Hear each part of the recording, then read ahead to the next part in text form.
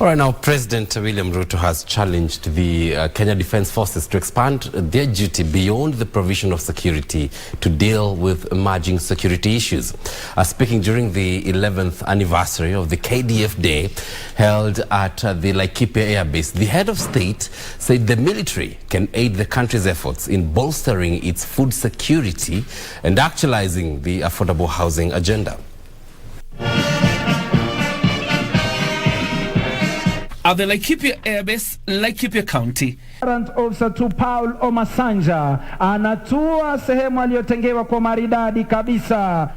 Members of the Kenya Defence Forces, their families, military veterans and their families, as well as the families of their departed colleagues, gathered to celebrate the remarkable efforts of the three services of KDF in the protection of Kenya's territorial sovereignty. A colourful ceremony showcasing the Kenya Defence Forces prowess and military art in dealing with security threats. The Commander-in-Chief paying glowing tribute to the men and women serving in the three services of KDF for their selfless acts in the protection of Kenya's borders. The tip of the nation's spear has always been and will always remain our troops, be they on land, in air, or at sea. The government commits, and the government commitments in this regard will remain paramount, and we will continue to invest in our men and women in uniform through the provision of training and education, complemented by the acquisition of relevant weapon systems, equipment, and guaranteeing access to medical care that is holistic, that is reliable, and effective. In defending the country against external aggression, KDF's troops have robustly continued to undertake counter-terrorism operations within and beyond our borders, which has significantly degraded the Al-Shabaab menace.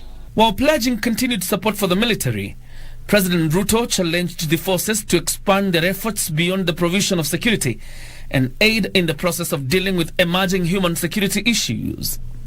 I urge you to also seek to address human security needs of the citizenry, like food security and affordable housing.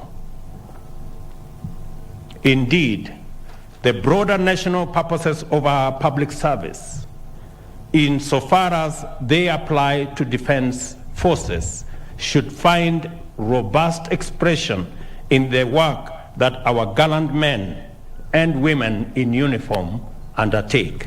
The head of state calling on the leadership of KDF to expand the force's efforts in regional peacekeeping, noting that their involvement in previous and current peacekeeping missions have been successful. And I have had a conversation with the leadership of our KDF to expand our efforts in peacekeeping across the globe. Some of the sacrifices of our soldiers, therefore, are not confined to our immediate borders. The legacy of Kenyan peacekeepers has been appreciated as far away as West Africa. We are proud of your achievements as Kenya's unique ambassadors and proud champions of the Kenyan winning way. President Ruto maintains that the KDF must remain professional so as to deal with any security threats. Our territorial integrity